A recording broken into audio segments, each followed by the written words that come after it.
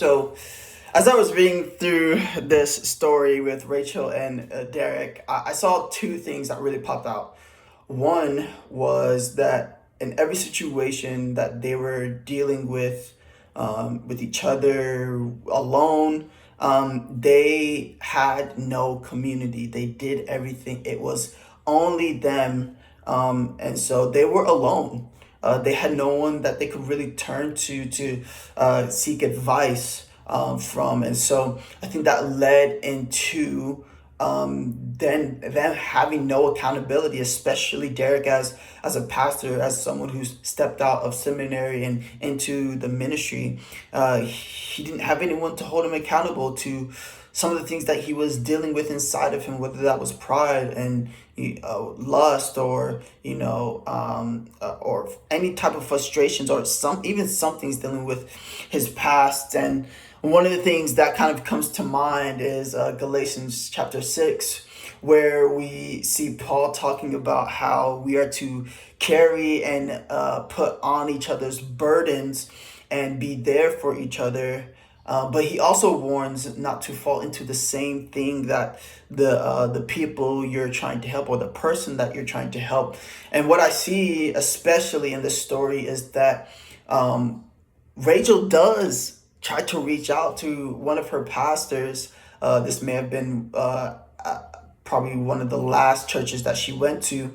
And she tried to reach out and seek help, and all that she got was the pastor talking about, I'll pray for you and hope things get better. And then after the fact, didn't follow up. He actually then avoided her, and I think he then took this to the opposite side, where he had wanted nothing to do with the situation, and I think that hurt her even more. And I think that this is so not super, this is prevalent in the church, not necessarily like someone dealing with pornography or affairs or pride. And I mean, we all deal with pride in some level, but I think what this story was kind of pointing at was this fact that there was no way, there was no space for them to be honest and open, and somebody to keep them accountable of the things that were going on in their lives.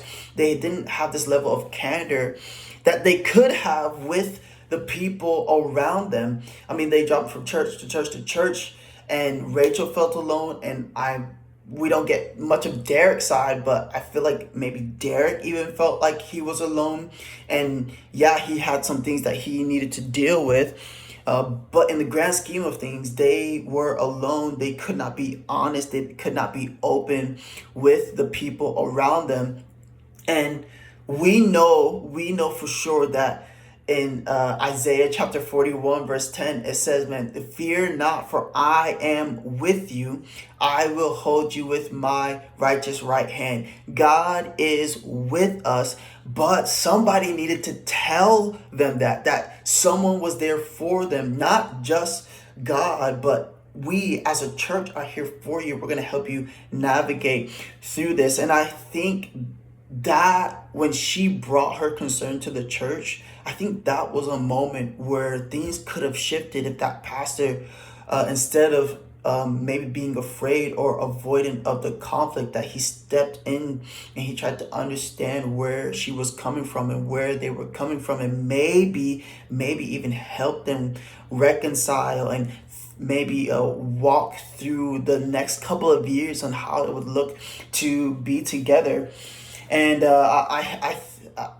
when it comes to this idea of codependence, it's almost like a leech, where they stick, and it's only by the sucking of the blood, or of an animal, of a person, that they could survive. And maybe that's what she was experiencing. That maybe she felt like maybe what the counselor was bringing to her was that she has so depended on Derek for so long that she does not know how to be by herself. And I think that plays out in this a lot. And so that is just what I think of codependence. And probably the advice I would give Rachel is, man, try again.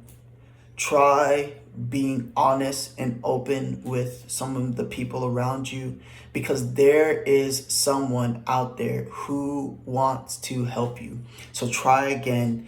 I know it might be scary, but do it one more time. And then Derek, bro, even though I'm frustrated and sad, I think I relate to you more than I realize, because those were some of the things that I dealt with. And I just want you to know, like I just said, that you are not alone. Even in Deuteronomy 31:6, it says, "The Lord your God will personally go before you. He will never fail you or abandon you. He has a plan for you, and that he wants to see you whole, well, and in and doing what he's called you to do." So I just pray that this helps, and I hope this was good.